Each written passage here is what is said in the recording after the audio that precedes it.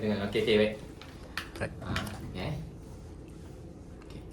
Okey kau ajar. Kita nak tahu juga kan apa mungkin rahsia menu yang ada kat dalam sambal goreng ni. Tapi dia semua kejap lagi. Kau je dengan jawab dulu. Kita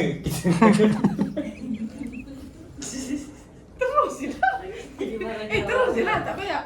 Tadi, nanti dia edit. Okey. Lagu ni kan? Okey. Dengan lagu ni kan, expect dia tak sanggup. Okey.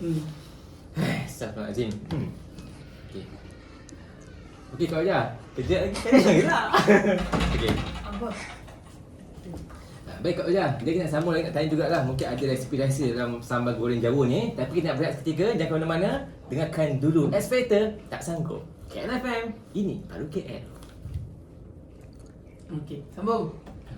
Apa tadi rahsia bahan? Rahsia bahan. Okey, go. Okey. Kembali tu macam biasa Tak payah. Oh tak payah, terus saja. Termasuk je. Okey Kak Uja, tadi Kak Uja dah beritahu lah kan bila Kak Uja bermula buat sambal semua turun-temurun daripada tok belah perempuan semua kan. Jadi Kak Uja mungkin boleh kongsikan sikit lah dengan kita kan antara resipi rahsia ataupun menu rahsia, bahan rahsia dalam sambal goreng Jawa Kak Uja ni. Oi, tanya banyak sangat tu. Bayarlah. Tak adalah, simple je sambal goreng Jawa ni. Macam-macam resepi ada tau. Okay. So maksudnya kalau macam dekat dia macam atuk akak dulu, dia Jawa, orang Jawa Timur. Okey. Jawa Tengah. Jawa Tengah. So kita macam bahan-bahan kita banyak organ dalaman, lebu.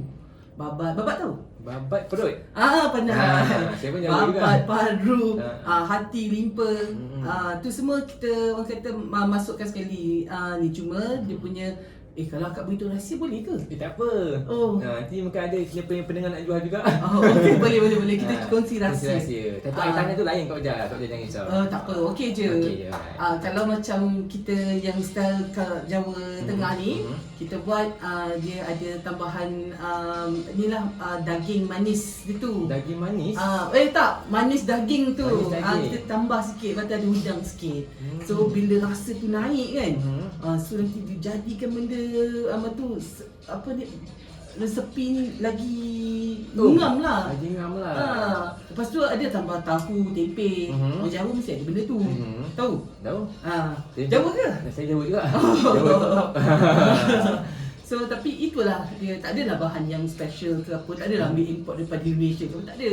Semua dalam Malaysia. Okey, jadi macam bahan mudah didapat dalam Malaysia. Okey, jadi kau aja untuk bahan-bahannya adakah bahan-bahan dengan bahan yang organik? Sebab mungkin ada kita punya konsumer atau pengguna dia memilih sikit, dia nak gula yang organik. Ikan bilis sebab tu dirut tapi tak ada ikan bilis Tak ada ikan bilis. Udang tu macam mana kau aja? Tapi kawan, ada MSG ke?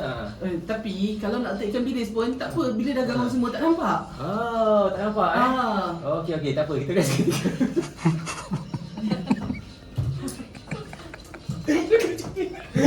Kalau buat punya tubik dengan pen lagi. Kita sambung lepas ni. Nak tahu. Gak lah buat.